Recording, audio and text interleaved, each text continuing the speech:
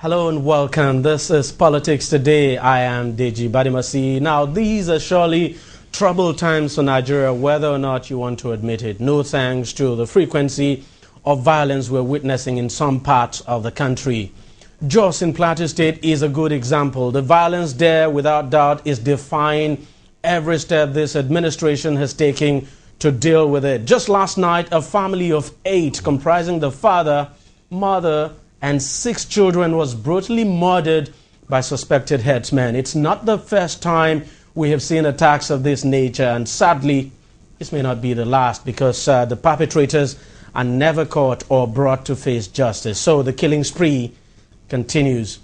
Now, besides Jos, there's also the issue of bombings by dreaded Islamic sect Boko Haram, which is becoming all too frequent these days. Now, as the administration of President Goodluck Jonathan shops for ideas on how to deal with all these problems, some people are preferring, or they are, of course, preferring their own solutions. Part of that solution, some have said, is the need to get the people of this country to sit down and discuss how they want to be governed and, of course, the restructuring of the country. Recently, a group of elder statesmen, politicians, civil society groups, and, of course, lawyers met in the Rivers State capital of Port Harcourt to drive home this message. One of those at that meeting is Dr. Tunji Abayomi, who is a legal practitioner and who now joins us live from our studio in Abuja. Dr. Abayomi, we want to thank you very much for joining us on the program. I want to thank you all for the All right. Apart from Dr. Abayomi, I also have some other people here in the house. Sitting right next to me is Mr. Wale Ogunade, who is the president of Voters Awareness Initiative. And I also have Mr. Chike Chude, who is a political analyst, of course, a public affairs commentator. Gentlemen, thank you all for joining us on the program. Let me start with you, Dr. Abayomi, in Abuja. You were part of that conference, let me put it that way, or discussion that took place in Port Harcourt less than a week ago, where you discussed quite a lot of things. But just before we go into that now, I want to find out from you, Dr. Abayomi, are you in any way at all disturbed by what is going on in the country today? I mean, speaking about the violence we're witnessing in parts of the country today. Well, clearly one is greatly disturbed. But again, that's only one instance of the many disturbances since the evolution of democracy, which we struggled so much to achieve. You are well aware that quite a number of us lost our freedom and our liberty in the search for democratic governance for our people. And of course, it was based on great expectations. What we have largely, since the emergence of democracy, you may describe it as a revolution of rising frustration. So the violence that is engulfing the nation is only one of those worries. Ask you to hold on there, and let me come back to the guys in the studio here. Let me find out from you, Mr. Wale Ogunade. Tell me how worried you are by developments in the country. I mean, you talk about the bombings, Boko Haram, and then you talk about the violence in Jos, where we've just been told that a family of 8 was killed last night. Who next? Who is the next target?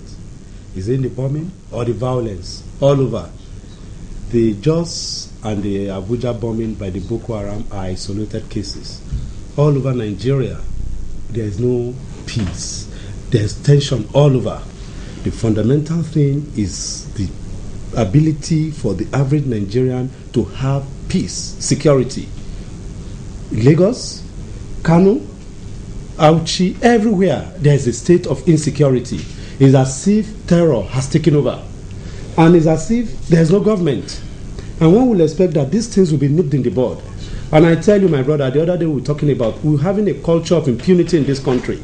What happens is that everyone is let loose. The hoodlums and the lawbreakers are let loose on innocent Nigerians. And what do you have? You now have that terror will run short over the people. And once that is, then of course there will be anarchy. I hope we'll not get to that. Let me get to you, Mr. Chudi. You look at what is going on now. It would appear that increasingly that at the end of the day, the Goodluck Jonathan's administration will be judged by how effective it is able to tackle the issue of security. As a matter of fact, people are no longer talking about the other problems that we have now. It's security that has become the main agenda for the country today. There's no doubt about that, but that does not mean that he's going to be excused for non-performance in other sectors of the economy.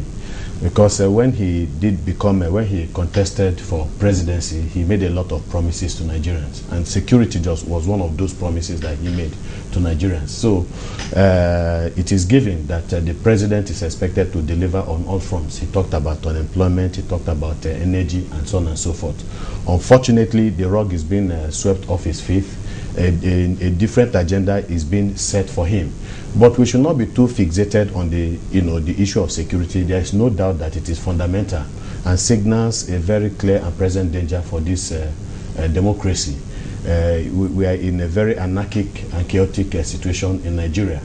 But like I said, security is just one of the responsibilities that he has as president of the Federal Republic of Nigeria. All right, I'm going to come back to you. Let me go over to you, Dr. Tunji Abayomi in Abuja. Do you think, Dr. Abayomi, that the agenda is being withdrawn for this president? No. And my view, of course, is a little different. A nation in the state of our state requires not only a strong leader, president, governors, National Assembly and the houses of assembly of the states, but we also need a responsible and serious followership.